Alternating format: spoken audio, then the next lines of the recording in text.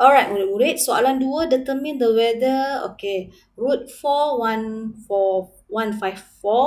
insert or not, insert or not, give your answer. Macam mana kita nak tahu dia insert ataupun tidak?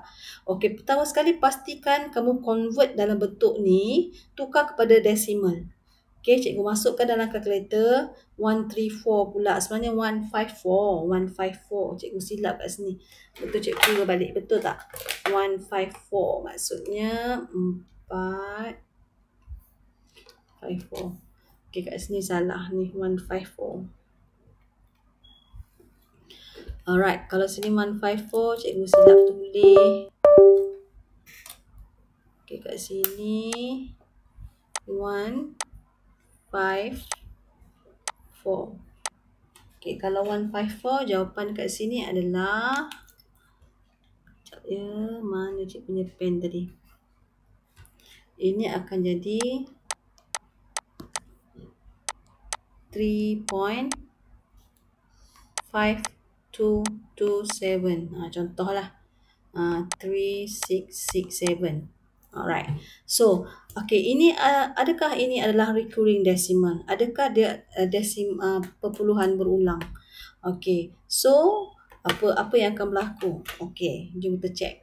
Okay, dia adalah set. Kenapa kita panggil set? Sebab okay, perpuluhan ini adalah bukan perpuluhan berulang, not recurring decimal. Okay, kalau recurring decimal itu adalah bukan set lah.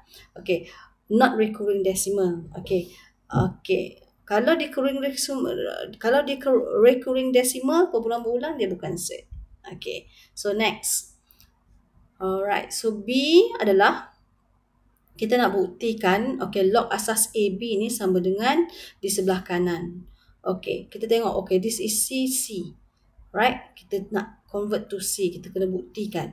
Okay, so first kali cikgu menggunakan log asas AB equal X. Cikgu guna X dahulu. Lepas tu, we change, okay, convert log term to the index term. This is index form. A ni swing ke kanan jadi A power of X. Okay, selesai kat situ.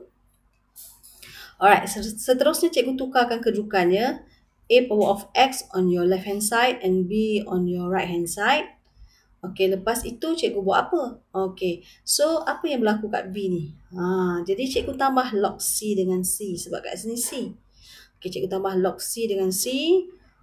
Okay, kemudian X pergi ke depan. Okay, lepas tu cikgu boleh gantikanlah log CA ni ke bawah jadi bahagi. Jadi sama bentuk kan? Okay, bukankah sebelum ni cikgu kata X sama dengan log AB? That mean kita samakan semula. Jadi kita berjaya membuktikan left hand side equal right hand side. Thus. Okay, so okay, ada pembetulan dekat soalan ya. Kita dalam bracket ni for X minus 1 square. Okay, cikgu guna ni. Okay, okay, seterusnya. Okay, how to solve this equation? Make sure your base equal. So sekarang kita ada base 4 dengan base 2. Okay, selalunya 4 kita tukar kepada kecil lah. Okay, change base 4 to 2, that mean okay, base 2 atas dia adalah bracket, bawahnya adalah 4. Tunjuk dulu proses kamu tukarkan. Lepas tu baru kita boleh kecilkan 4 tu kepada 2 power of 2. Okay, masih ada lagi law of log. The power of 2 bring to the in front of log. Masa ni ada lagi law of log. Log 2 base 2 kita akan dapat 1. Okay, 1 times 2 kita dapat 2. Jadi macam mana nak hilangkan 2 ni? Okay, kalau cikgu sama ada kita boleh darab semuanya dengan 2. Okay, semuanya darab 2. Kat sini dapat 2, saya dapat 2. Okay, jadi sekarang kita nak jadikan single log. Single log tu daripada 2 log nak jadi 1 log saja. Okay, nak jadi single log, syarat dia no number in front of log. Okay, bring 2 to the index. Macam ni. Mesti ada power of 2 dalam bracket. Okay, so sekarang no number in front of log. Semua base sama. Baru kita boleh satukan menjadi single index. Okay, sorry, single log. That mean kalau minus, that mean divide. Macam ni. Okay, selesai. Okay, seterusnya.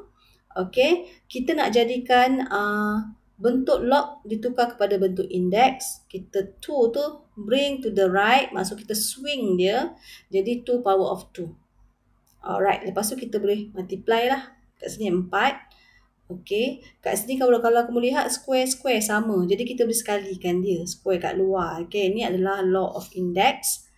Okey, so jadi kat sini, okey, bila square, apa berlaku kat 4 square root. Jadi 4 tu akan jadi 2. Kan? Okey, darab. Okey, kita selesaikan. Kumpulkan dulu X dan kita akan dapat nilai X sama dengan 1/3. Selesai.